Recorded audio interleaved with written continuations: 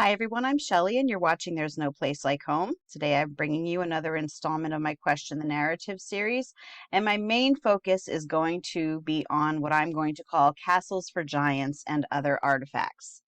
Now, as you can see here, this is not a castle for a giant, obviously. This is actually from my last video. It's a picture of what I'm calling mud flood windows on the side of our municipal building.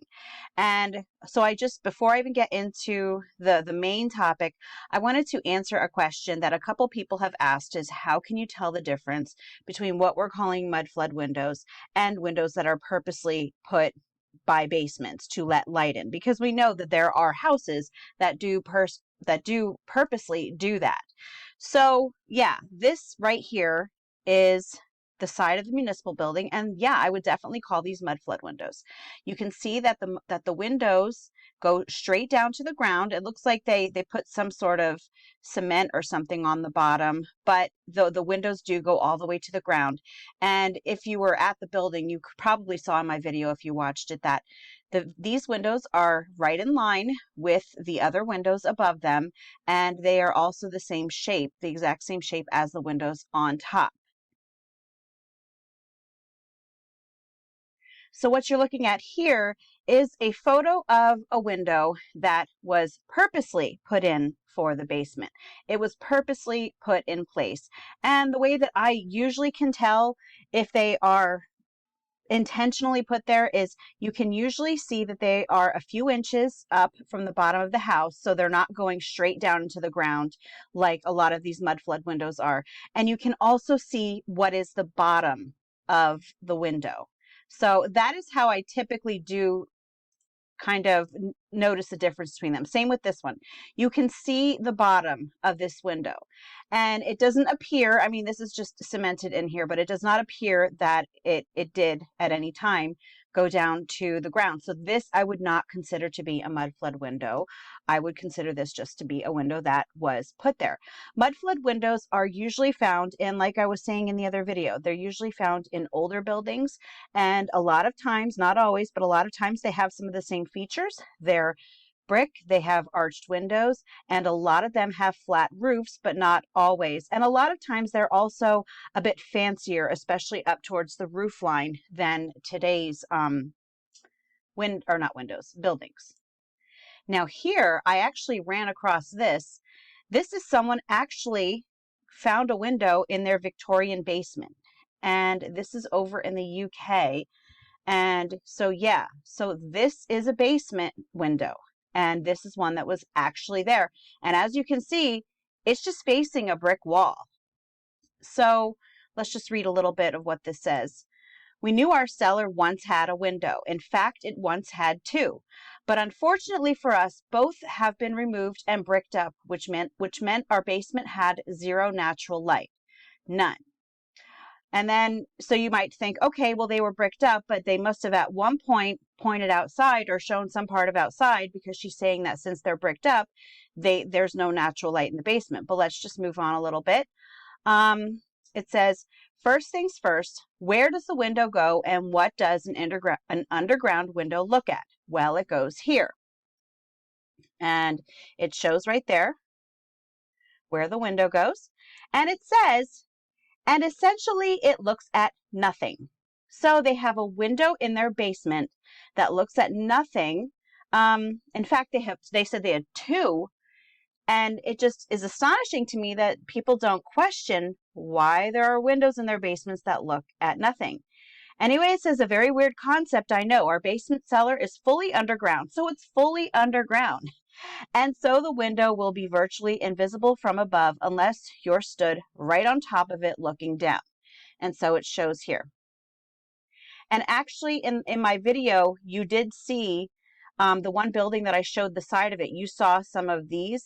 So I'm wondering if this had anything to do with the window, because then the windows started showing more and more and more as I walked down, because the building was on a slant. But it says the window is under here. So I'm showing this to you so that you realize that there are buildings with underground windows. Now this one is completely underground, but some of them are sticking out, and those are the mud flood windows that we are talking about. I have another example right here, and I showed this in one of my other videos also. This shows a building that the sidewalk had been removed. So there had originally been a sidewalk right here where this line is.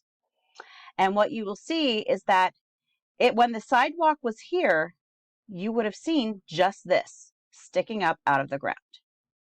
And then there was probably one step up to get to that door. But covered underneath the ground was the rest of the window. And in fact, a door. And it looks like this might have even been a bricked up window at one point also. Not sure about that. But again, so this is another example that not all basement windows are intentional. And actually, I talked about the channel Streets of Tartaria in, let me see. I talked about the channel Streets of Tartaria in my last video. And I just want to show you, I don't have the sound on here, but he is actually, he's checking a town near where he lives, I believe, for mud flood evidence. And he is actually going to show you that he's looking under a grate in the sidewalk, and you will see that there is a window there underground. And I'm just going to show that part to you really quickly. Oops. You see it? So right there, this is the sidewalk over here. This is a grate in the sidewalk. This is a window underground. So yes, there are underground windows, and some of them do stick out a little bit on the buildings, and that's what we're referring to. We're not referring to those windows that are in more recently built buildings that, you know, you can kind of see the bottom of the window and it doesn't look like it actually went down into the ground. And a lot of times you can just, yeah, you can see the bottom of the window and it's up a few inches off of the ground. So moving on from that, I also wanted to go over with you a very interesting story that someone commented to me, and they're actually going to go there. And so I'm not going to, you know, talk about this too much because hopefully they will one day make a video about it. But I found it really interesting. It's underground Eureka Springs, history of underground Eureka. And right here it says early mud street, Eureka Springs. And it's this photo from City Historic Marker. And I don't think you can click on that. No, sadly you cannot. But that's a photo from early mud street. According to local history, 2 major streets in downtown Eureka Springs underwent considerable re-engineering in the year 1890. Now again, if you watched my last video, you will see why I'm so interested in the year 1890, because it seems like a lot of stuff, and I thought maybe it was just my area, but it seems that a lot of stuff in lots of places seem to happen around 1890. And here we have in Eureka Springs that it supposedly underwent a considerable re-engineering in the year 1890. Main Street was the first official street in town built in a low-level gulch alongside a small spring-fed creek. It suffered from frequent runoff problems and quickly earned the nickname Mud Street, hence the need for improvements. The second street in town requiring attention was Spring Street, as it was also becoming a main thoroughfare for carriage traffic. Today it serves as the primary route for much of Eureka's historic loop.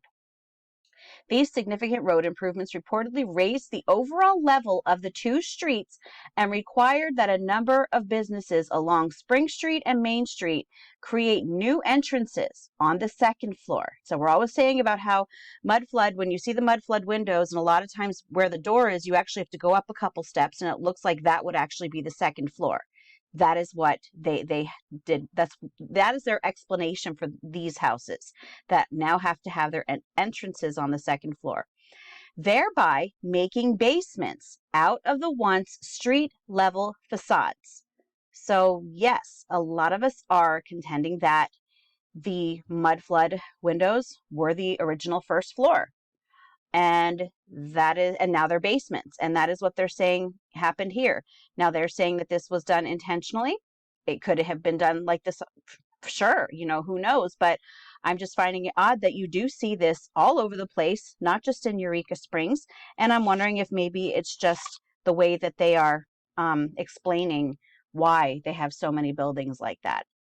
So these original entrance levels were walled off and now lie hidden within a string of disconnected subterranean limestone tunnels. And again, if you watched my last video, you know that we have tunnels running underneath our town. Over the years, these mysterious and somewhat dangerous passageways have become known as underground Eureka. So anyway, that's all that I'm going to talk about today, because again, if the person who told me about this ever decides to make a video about it, then, I don't want to steal their thunder, but I did want to just report on this because it is so interesting. So someone else actually had left a comment where they described a place where they intentionally claimed to have flooded the town, but that there were no sources of water for that flood to come from. And unfortunately, I searched my comments high and low because I wanted to find out the name of the town, and I cannot find that comment anywhere. So if you are the one who left that comment, if you could leave another comment about it, I would really appreciate that, because that's something else that I would really like to get into. So now we're going to get into what I'm talking about, castles for giants. And the reason that I'm calling them castles for giants is that, as you will see, the features of very many of the old world castles that we see have very large doors. They have extremely high ceilings, and they just don't seem to make sense with why people would build archways as high as they are. And there is actually much speculation. Now, I've gone over many times, what could these Tartarian buildings actually be? So another theory is that these Tartarian buildings are actually antediluvian, because Genesis 6 tells us that there were giants in the earth on those days. So there are some people who believe that, and it very well could be, that these Tartarian buildings are actually antediluvian. A lot of times we look at antediluvian times as being like low tech and primitive, but I think that's just a narrative that we're given. I think that they are much more advanced, that they were much more advanced even than what we are now.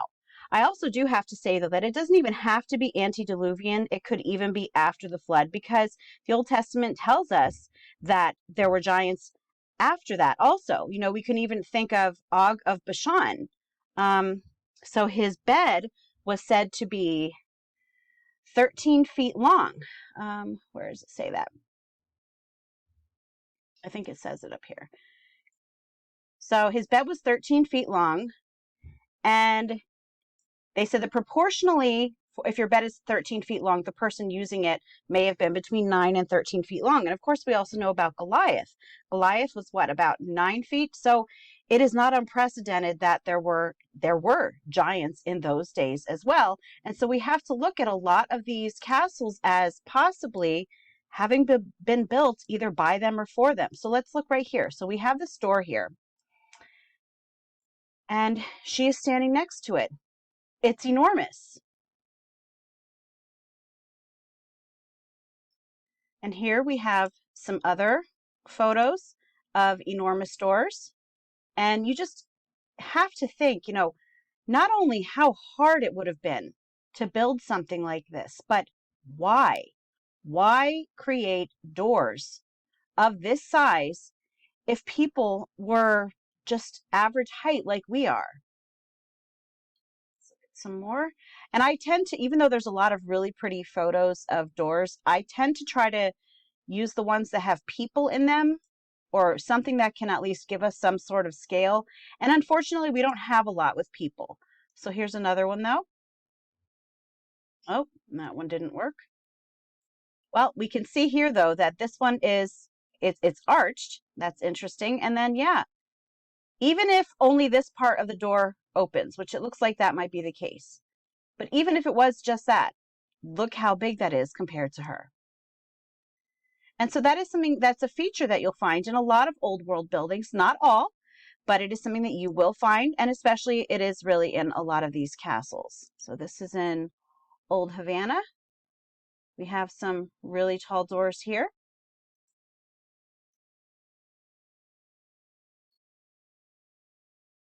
And really just search this sometime. It's amazing. And you know, it just as with that basement window in that article that I showed you, where they saw it and said, oh, that's neat, but they didn't stop to think, why is there a window in the basement if you can't even see out? And it's the same thing with the doors. Oh, these doors are so big, they're so beautiful, but no one ever thinks, wait a minute, why would they do such a thing?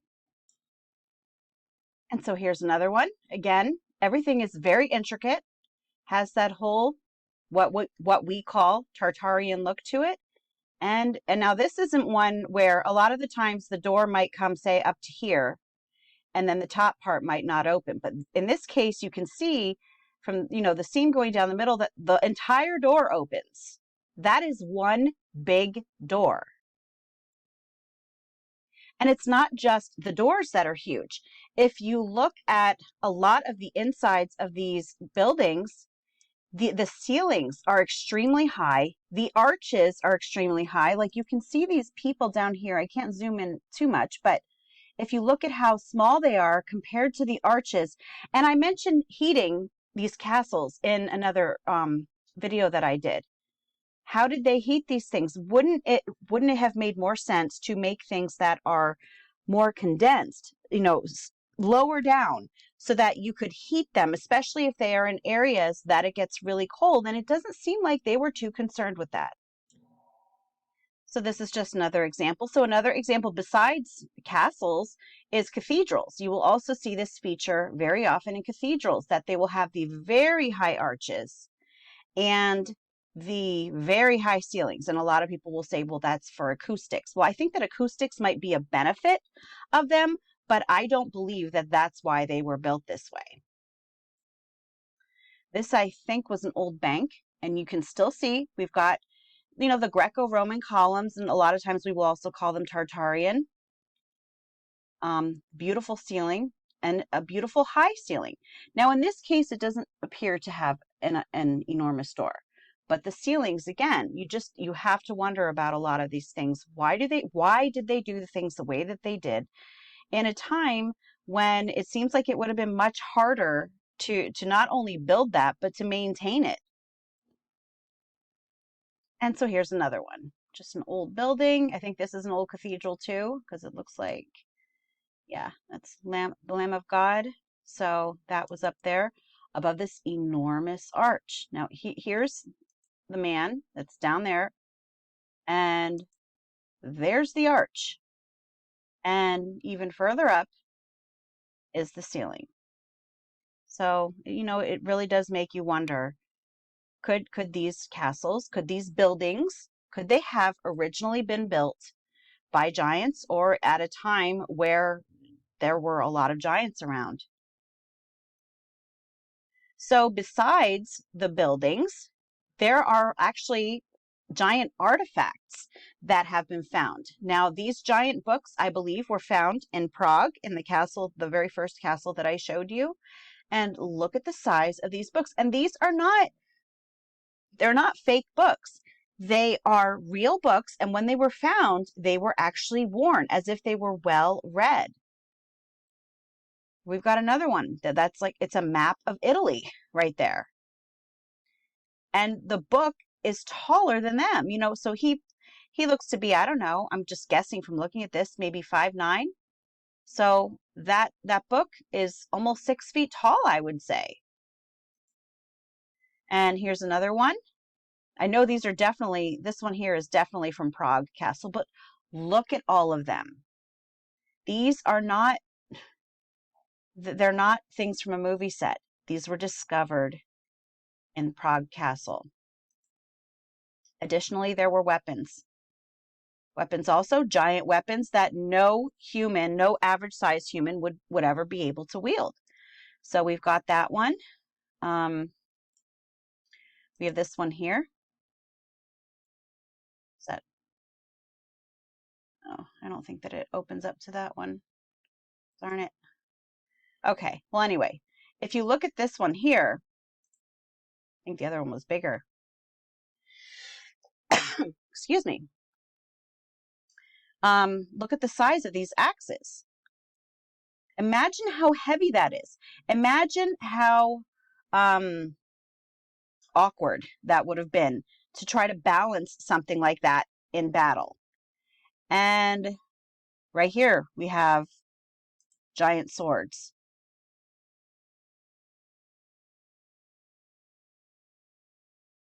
And so the sad thing about it is that a lot of times things like this do get lumped in with like the UFOs and everything and all of that stuff that people look at as fake. And therefore it's not given the scrutiny that it really should be given. And I think that it's sad that some people, you know, are very closed-minded, and if they just see it on one website, they'll immediately dismiss it as not being true. So again, we just have some more photos with the giant axes. See, I'm curious if there's more. Yeah, there are. There's more photos here of the books.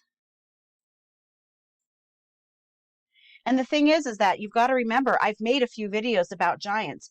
Giants are not something that you just hear in fairy tales. They're not just something that were in the Bible. There are stories of giants in other Middle Eastern religions. There are stories of giants in Cusco, Peru, in on Catalina Island off the coast of California, in Sardinia. There have been giants that have been said to be found recently in Afghanistan. Um, I'm probably missing so many other places. Well, Native Americans have legends about six-fingered giants. And the funny thing is that in the Bible, the giants are also said to have six fingers. So, you know, this is just one of those things that you shouldn't write it off just because it seems unbelievable to you. Because sometimes things that seem unbelievable to us is just because we've been conditioned to not be able to actually look at things as they might be. I wonder what that is. That looks kind of scary. It's in Stockholm. I don't know if that's where it was found though, or if that's just where it's at right now. Let me see, and that's just one of the doors again. So anyway, yeah, that's all that I wanted to show you today. I just wanted to show you that there are a lot of things that we really need to start looking at with new eyes, because look at this. Now, I don't know. I don't know what to think about so much of this.